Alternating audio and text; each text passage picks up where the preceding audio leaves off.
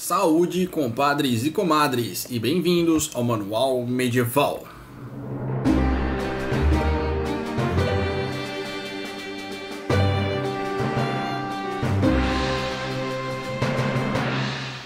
Pois bem, pessoal, o canal estava dormindo, mas eu fui obrigado a acordá-lo, né? Estou um pouco corrido com a faculdade, né? Semestre após semestre. É difícil manter um canal quando você não ganha dinheiro com ele, então é a questão da motivação, né? Eu faço por hobby, faço porque eu gosto, porque eu quero trazer informações para vocês, mas eu também tenho outras coisas para fazer. Mas a eterna cruzada contra a desinformação faz o canal acordar. Esse vídeo é uma resposta para o vídeo do Área Secreta, né? Um canal de entretenimento que começou com vídeo de entretenimento, assim até hoje. Porém, um último vídeo que eu nem acompanho eles, eu fiquei sabendo pelo pessoal que começou a compartilhar, sobre cortar coisas com uma espada medieval de verdade. Então, assim, eu postando esse vídeo lá nos comentários lá daquele vídeo lá. Vlad, se você assistir, cara, eu não tenho nada contra você, eu não tô afim de te ofender, eu não tô fazendo esse vídeo pra ofender ninguém. Eu tô só aqui pra mostrar algumas inverdades históricas que não é bem por aí, porque é importante que as pessoas saibam como realmente era, não como filmes, séries e outras fontes de mídia mostram, ou jogos até mesmo, porque esse tipo de fonte de mídia vai sempre buscar o entretenimento, o extraordinário, né? O fantasioso.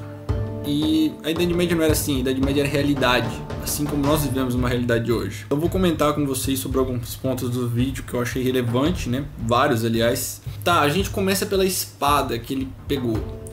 Um Anduril. Aquilo lá é do Senhor dos Anéis, é uma espada fantasiosa, design fantasy. Não é uma espada medieval legítima, como ele apontou. Jamais, nem a réplica, né? Porque, por exemplo, é uma réplica de inox. A gente consegue ver de longe que é inox. Mesmo sendo inox, tem como falar, é réplica de tal espada, é inox, é decorativa, mas é uma réplica de uma espada legítima. Mas essa réplica nem é de uma espada legítima. Essa réplica é uma réplica de uma espada fantasiosa, com design fantasioso, ponto. Aí fala, nossa, é totalmente de aço. Sim, cara, espadas são feitas de aço. E aí, nada de extraordinário, né?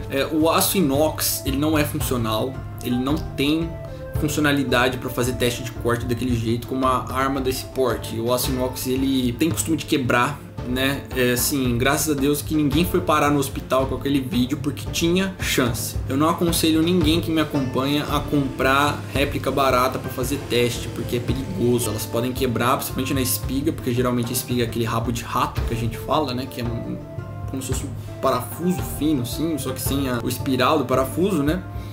E aquilo ali quebra, e quebrando aquilo a lâmina voa, e a lâmina pode voar no olho de alguém, na cabeça de alguém, causar acidente feio. Então é um comportamento perigoso. Talvez foi feito inconscientemente, eu entendo isso, mas por favor não repitam. Esse tipo de teste pode dar muito ruim. Graças a Deus que Vlad e o Gato Galáctico não foram parar no hospital, porque poderia ter acontecido. Na hora que estavam quebrando aquela melancia ou batendo no presunto, podia ter voado aquela lâmina em alguém e não ia ser bonito. Fora que o aço inox, ele não pega fio direito para uma lâmina daquele porte, não é temperado, ele não tem a funcionalidade. Eu não sou ferreiro, não tem como eu explicar a fundo para vocês esse tema. Porém, o que eu sei é que aço inox não presta para espada funcional. Se você tem uma espada de inox, maravilhoso, cara. Eu não tô falando pra você não comprar, compra, deixa de decoração na parede, porque ela não enferruja, não precisa de manutenção e tal. É bonito. Mas, por favor, não usa ela pra cortar nada. Não coloque estresse sobre a lâmina de maneira nenhuma. É um objeto que parece espada, não é uma espada. Aí ele fala sobre ser uma espada de duas mãos, também chamada de broadsword. Pera, broadsword é um termo muito confuso. No geral o pessoal usa para representar e falar sobre espadas de uma mão em geral, mas eu também não concordo muito com isso, porque broadsword seria algo como espada larga, né, com a lâmina larga, e não é sempre o caso.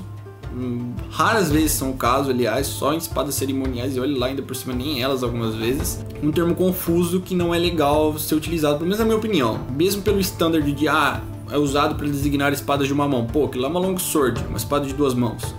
Não pode ser utilizado broadsword para aquilo lá, nem na melhor das hipóteses.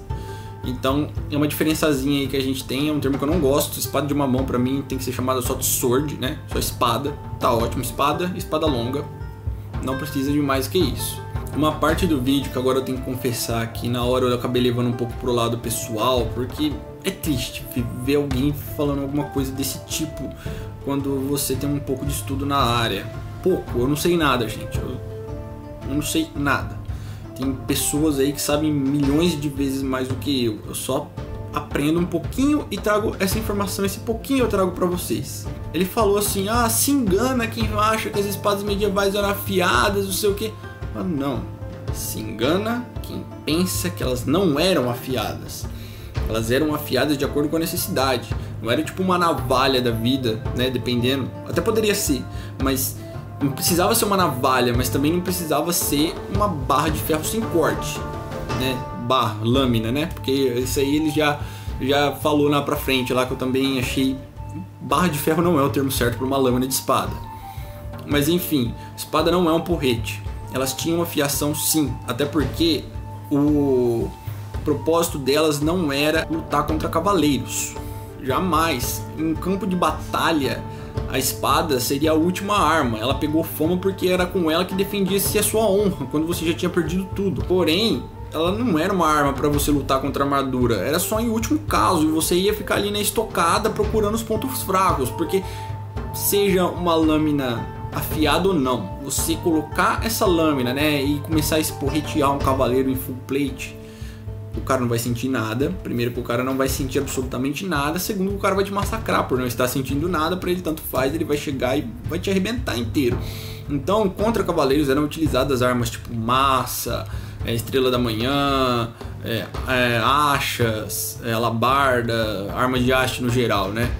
Não eram utilizadas espadas no geral, só quando era last resort, ou se não, talvez duelos judiciais aí tinha que ser utilizado, mas era utilizado com o half swording, né, que é segurar no cabo e na lâmina ao mesmo tempo, por conta da precisão de estoque, porque você não vai ficar sentando lâmina em placa de aço, você não vai fazer isso. Olhando os modelos históricos, até mesmo espada roupeira, que era feita para estoque, elas tinham alguma capacidade de corte. Um modelo que não tinha era o estoque, que era completamente sem fio, só que o nome dele já disse, era para estoque.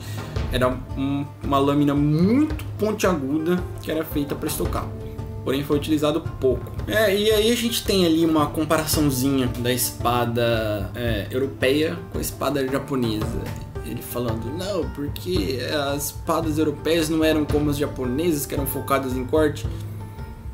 Sim, eu não vou entrar muito nos méritos, porque senão esse vídeo vai ter 2-3 horas de comprimento.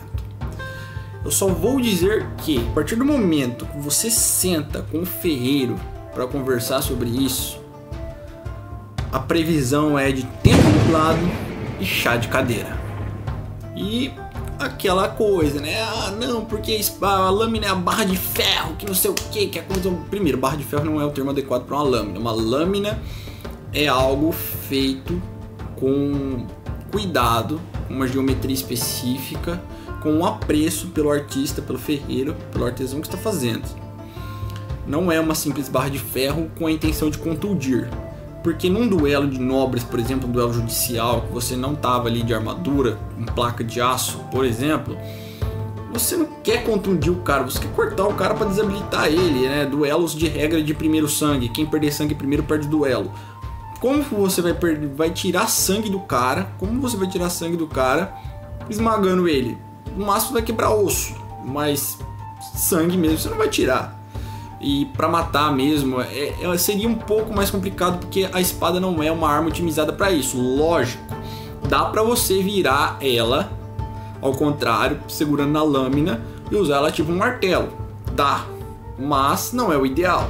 Ainda mais em duelos, por exemplo, que sim, Só numa emergência você faria algo do tipo. Você não faria assim toda hora, porque como eu disse, espadas não eram as primeiras armas em campo de batalha.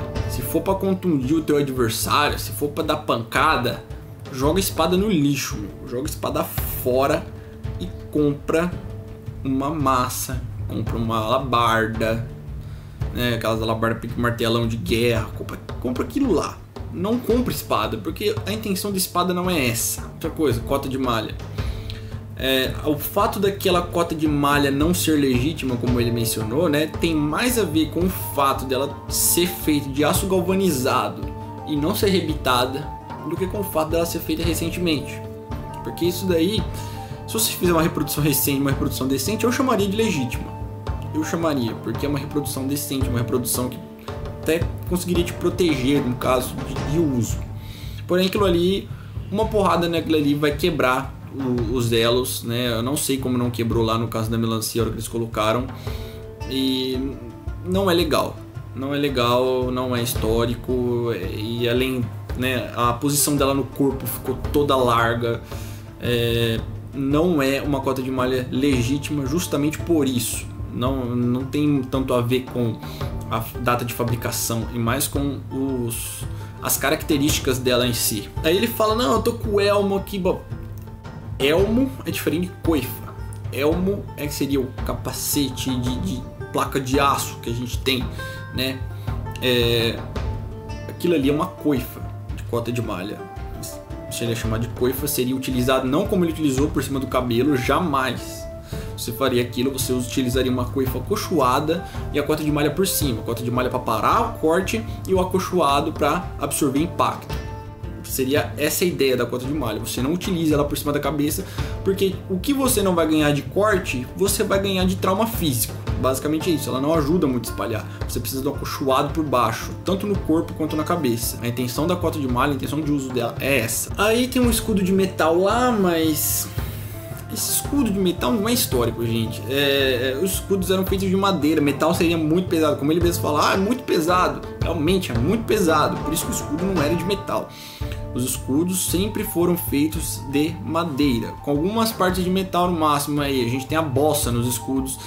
O que eu conheço que é completamente metal são os broquéis. Depois de falar dos erros históricos teóricos, né, agora vamos passar para os testes. Eu tenho umas observações para fazer para os testes. Quando a caixa de papelão é cortada, eles se utilizam do resultado não legítimo da coisa, porque não foi feito com uma espada legítima. O aço inox, sem fio de corte, não foi um teste legítimo para você catar aquilo ali e afirmar que as coisas eram do jeito que você falou o tempo inteiro, martelou que eram, com o resultado de um teste inverídico. Isso não é certo de fazer. Não foi um teste real, foi uma brincadeira, no máximo, não foi um teste de verdade e não averigou coisas de verdade. Mas ele fala de mandar uma pancada colossal no oponente e finalizar com uma estocada. Do ponto de vista técnico, isso não parece uma boa ideia, porque para você dar a pancada colossal no teu oponente, você se expõe. Se você se expõe, você já está dando espaço para ser atingido. Se você é atingido, você não consegue finalizar com a estocada. Você não consegue. Isso aí só daria certo com uma pessoa completamente destreinada. E olhe lá, porque até você carregar o golpe, se o cara tiver pelo menos um reflexo, uma percepção boa do que está acontecendo em volta dele, ele já correu. A gente tem que entender que quando se trata de espada e combate, a técnica está acima da força. Como o Vad mesmo fala, o homem fraco, se ele for inteligente, ele conquista o mais forte. Ele vence o homem mais forte. Então a técnica está acima da força bruta, sempre. Se você for um brutamontes, você vai ser pego uma hora ou outra. Não tem jeito. A hora que alguém pensar de uma maneira mais inteligente que você em situação de combate, você vai ser pego. Aí tem umas contradições. Ele fala que a cota de malha serve para parar o corte, mas depois fala que não serve. E depois falam que a resposta das armas à parada do corte foi evoluir e ficar mais pesada. Meu, jamais. As espadas ficaram mais leves com o tempo. Jamais ficaram mais pesadas. Elas começaram até que pesadas, principalmente os primeiros modelos de duas mãos, mas depois foram ficando mais leves com o tempo. A evolução de resposta não foi essa. A evolução de resposta foi ficar mais leve e mais especializada. Por exemplo, uma cota de malha, parou o corte, beleza, então não vamos apelar para força bruta, porque uma espada não é uma arma de força bruta, vamos apelar para estocada então, porque a ponta vai entrar nos elos e eu vou conseguir machucar o cara. Não é bem por aí. A resposta evolutiva, né, foi sim uma corrida de armas e armadura, arma e armadura, arma e armadura. Só que a resposta evolutiva das armas, quando as armaduras ficaram resistentes a corte, não foi ficar mais pesada. Pelo menos do ponto de vista da espada. Não foi essa. A gente vê completamente o contrário, de uma evolução geral até. Porque a gente olha o peso de uma espada de 2 mãos do século XII e olha o peso de uma roupeira. Qual foi a evolução? Foi para ficar mais pesada? A roupeira ela é maior, né? Não é. Ela não é maior, muito menos mais pesada. Ela é menor, mais ágil e mais controlável. Aí depois ele fala Coca-Cola resistiu, tal. Bom, a Coca-Cola resistiu porque a espada não tem fio.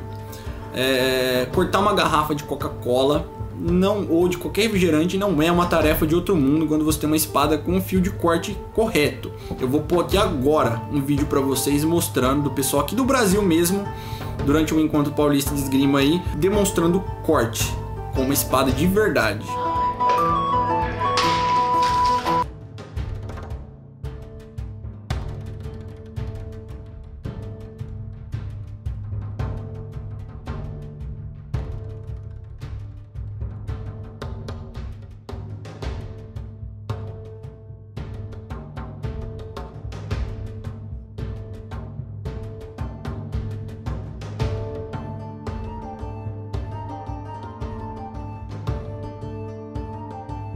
Depois ele fala, a Coca-Cola é bom pra ferrugem, e aí a espada não vai enferrujar por um bom tempo. Pera, espada é inox. Inox não enferruja? Não vai enferrujar mesmo. Depois, vamos fazer um teste aqui que lembra humano, a melancia lembra a cabeça do humano e tal. Tá, você me faz esse teste colocando uma melancia que não lembra tanto a cabeça humana, porque o crânio é muito mais resistente que aquilo. Mas vamos dar uma colher de chá nesse ponto. Aí você pega e coloca uma cota de malha por cima da melancia sem acolchoado. E você quer que seja um teste legítimo? Jamais. Jamais. Você precisa sempre do acolchoado. Cota de malha parava corte. Embaixo para espalhar o impacto. Sempre. Sempre, sempre acolchoado.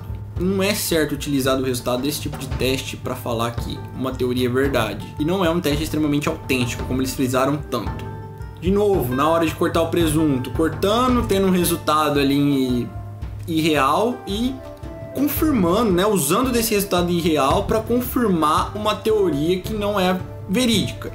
E tipo, milhares de pessoas assistindo o vídeo e achando que aquilo é verdade. Isso que é o mais triste, é por isso que eu vim fazer esse vídeo e é por isso que eu tenho esse canal, para trazer a verdade, né, quebrar mitos. E aquilo foi muito feio, assim, não é legal você ficar frisando alguma coisa assim pelo base de um teste inverídico. Até mesmo no encerramento do vídeo eles frisaram desinformação. Então, assim, o recado que eu tenho um vídeo do tipo até eu faria, só que eu colocaria, olha, gente, vamos testar uma espada de mentira, para variar, vamos colocar armadura full plate em todo mundo, né, e colocar uma rede no quintal, né, por cima do muro, para ter certeza que isso aqui não vai voar no vizinho e vai matar alguém, né? Teria que ter esse ponto de segurança. Seria um vídeo com questão de brincadeira, não como questão de veracidade histórica. Não é um vídeo de veracidade histórica como eles trataram lá e ficaram frisando e frisando e frisando e frisando. Toda essa frisação, né? Essa confirmação de inverdades é muito preocupante. Não foi utilizado o equipamento histórico real, não foi utilizado um material consistente com a realidade do que era na época. Tudo que foi utilizado foram coisas errôneas de estereótipos de filmes, séries e etc, etc. Então, por favor, quem tá vendo esse vídeo, escute os meus conselhos, que os meus conselhos não são só meus. Tem uma comunidade de esgrima histórica toda por trás de mim que falaria exatamente as mesmas coisas que eu disse aqui. E para vocês que querem fazer vídeos do tipo, que pretendem fazer mais vídeos do tipo, ou quem estiver vendo por aí, conselho que eu dou, gente, sempre pesquisem sobre o que vocês vão falar antes. Principalmente se o canal de vocês for grande. o tamanho do canal coloca muita responsabilidade nas suas costas sobre a veracidade da informação que você vai passar, porque pessoas vão ser influenciadas, você está colocando uma informação que pessoas vão levar a sério. Então é muita responsabilidade, tem que tomar muito cuidado e pesquisar. Pesquisar nunca é demais. Sim, eu conheci essa vibe medieval pelo Scala Green. Foi por conta dele que eu estou aqui hoje com esse canal, que eu estou treinando esgrima, que, pô, e já foi uma vibe já mais verdadeira, né? O Scala Green tem feito muito vídeo de entretenimento, só que ele sempre fez o que é verdade e o que não é. E foi pelo ponto que eu comecei. Eu entendo que tem gente que não começa por esse ponto, tem gente que começa realmente por videogame, por série, por filme que assiste, que acha legal. Eu entendo. Pô, também outra coisa, se não fosse Skyrim eu também não estaria aqui hoje. Comecei gostando de coisas fantasiosas e gosto até hoje.